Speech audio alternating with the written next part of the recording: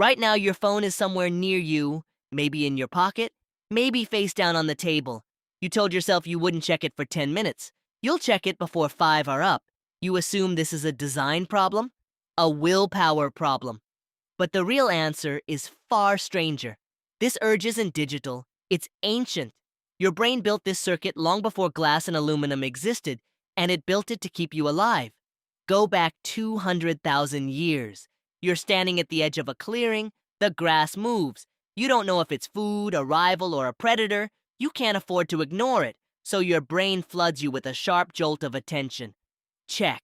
Look. Now. This is called an orienting response. Psychologist Ivan Pavlov documented it over a century ago, watching how a nervous system snaps toward anything new or unresolved. It happens faster than conscious thought. For most of human history, this reflex was rare. A rustle in the grass might happen once an hour, so when it did happen, your brain treated it as urgent because rare events were often important ones. Your phone didn't create a new instinct, it industrialized an old one. Every notification is a rustle in the grass.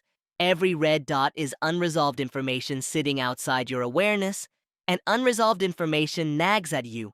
Psychologist Bluma Zeigarnik discovered this in the 1920s, watching waiters in a Vienna cafe. They recalled unpaid orders in perfect detail. The moment a bill was settled, the memory dissolved.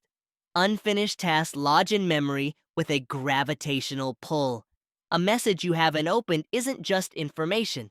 It's an open loop. There's a second mechanism underneath, and it's even older. Reward is not what you think it is. Scientists once assumed dopamine was simply a pleasure chemical. Neuroscientist Wolfram Schultz overturned that idea in the 1990s. Studying primates, he found dopamine didn't spike at the reward.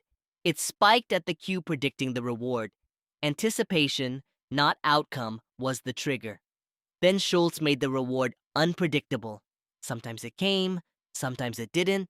The dopamine response didn't shrink. It grew. Uncertainty generates more dopamine than certainty ever could. A guaranteed treat is almost boring to the brain. A maybe is electric.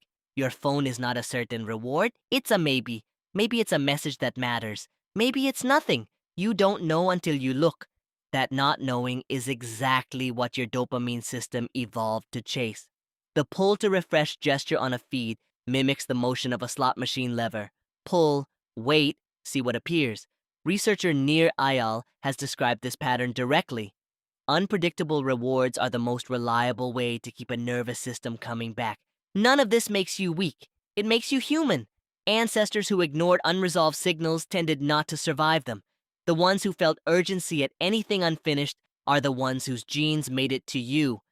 But that wiring was calibrated to a world with maybe one rustle an hour. Now you carry a device that can generate hundreds a day, each one looking exactly like the uncertain signal your brain cannot ignore. You are not failing to control an urge. You are running ancient software on hardware it was never tested for. There's relief in that. This isn't a flaw to punish yourself for. It's a mismatch between an old brain and a new environment. The same mismatch that makes you crave sugar you don't need or fear spiders more than statistically likelier dangers. Your instincts aren't broken. They're answering a question the modern world stopped asking. So tonight, when your phone lights up on the table and you feel that small, sharp pull toward it, notice what's happening. That isn't weakness. That's 200,000 years of survival instinct mistaking a notification for a rustle in the grass.